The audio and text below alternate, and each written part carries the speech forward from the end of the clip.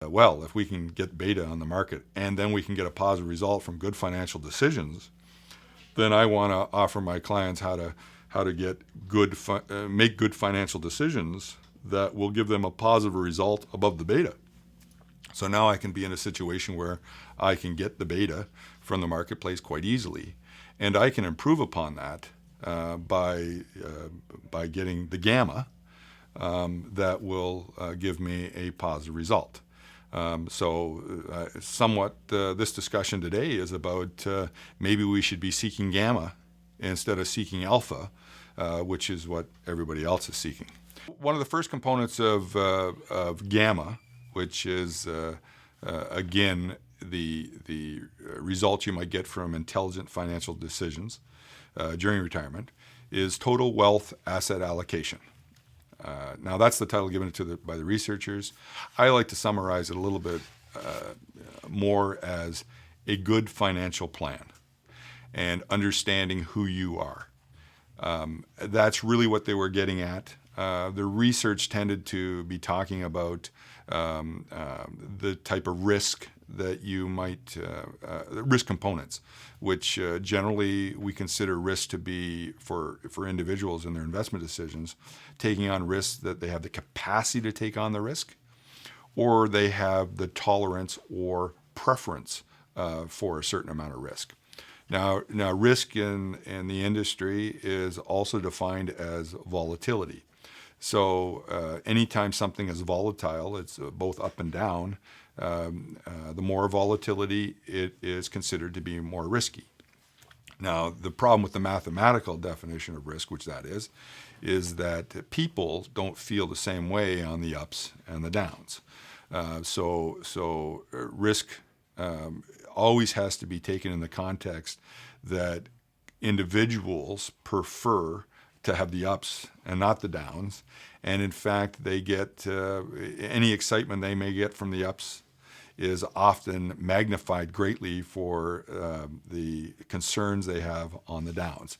They hate losing money probably 4 times as much as they love making money, and that's the reality. And unfortunately, you can't take clients' view away from how they're doing when they have a basket of investments, and they tend to always, no matter what they tell you, focus a little bit on how it's doing, and we observe that they love when it's going up, but they really hate when it's going down.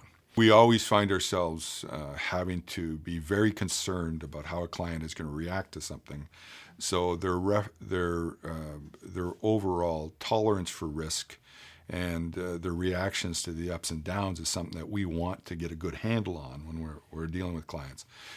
It's very important that we understand that with a client before we help them make some asset allocation decisions, because everything that we might put in the portfolio, they might react differently to it. So we're always trying to make sure that we build a portfolio that is within their tolerance or their preference. Well, we find that that's really not sufficient information to build that asset allocation. And like I said, along come this study that said absolutely there needs to be actually more attention paid to the risk capacity. And that just validated what we've always thought about how to build portfolios for clients, that capacity was actually far more important than preference or tolerance. And you need to have both. Risk capacity is really about how much risk can I take, or can I afford to take? Risk is always a two-headed coin, and so when I take risk, I can expect a very good result from the risk that I take. I may get a negative result. That's what risk is telling us, that it may go either way for me. And the more risk I'm taking, it can go more either way. Maybe I can't afford to take that risk. Maybe I don't have enough assets. Maybe I don't have a long enough time frame. Maybe I have too many unknowns that I haven't been able to make into solid answers.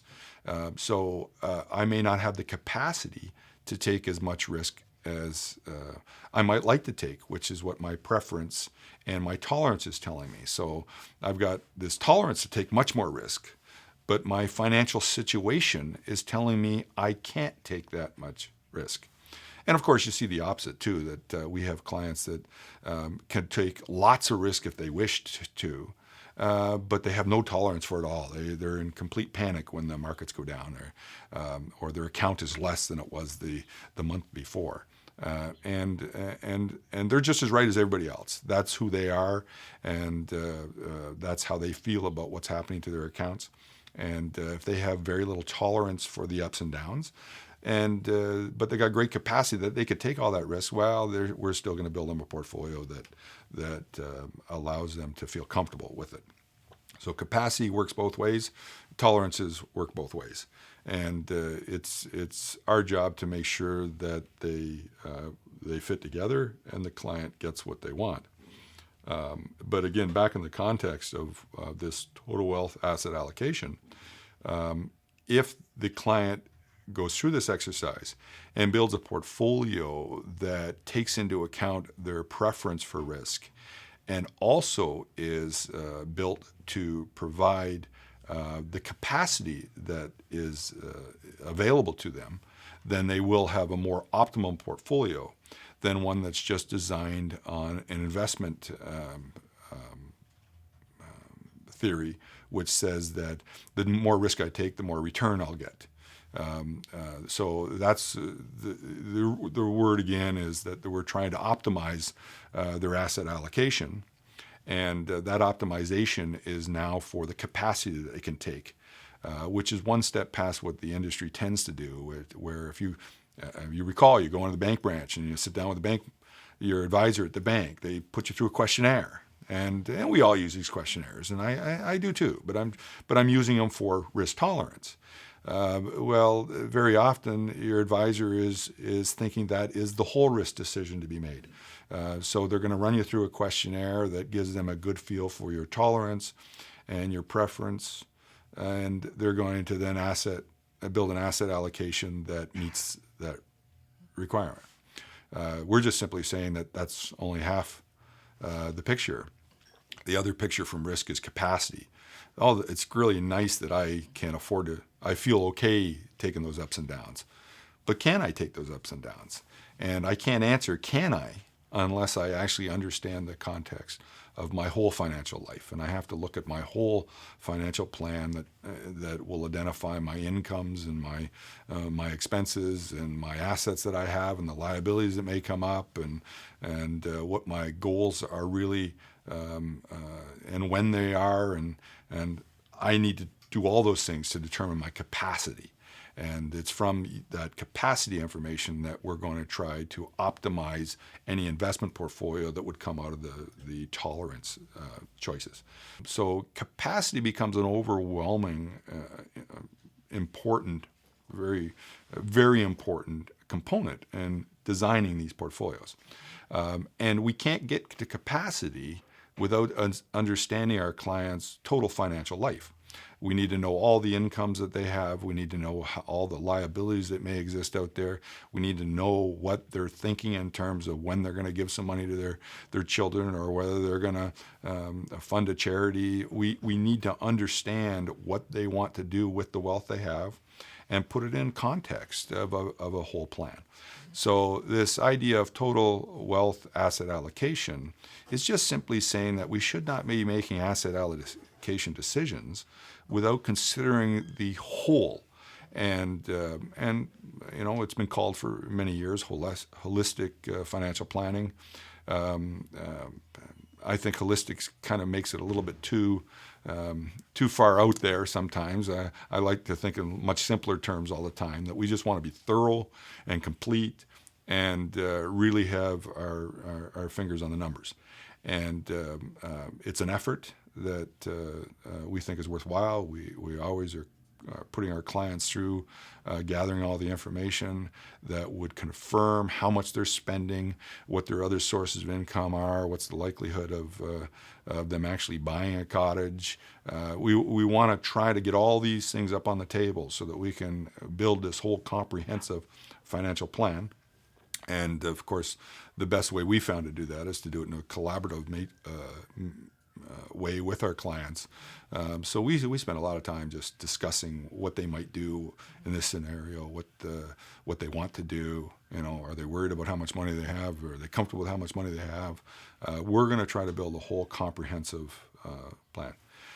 They say this can be quantified. They say if you actually consider risk capacity as well as risk preference, and you put it in the context of their total life, that you will get a positive result on your investments because of that.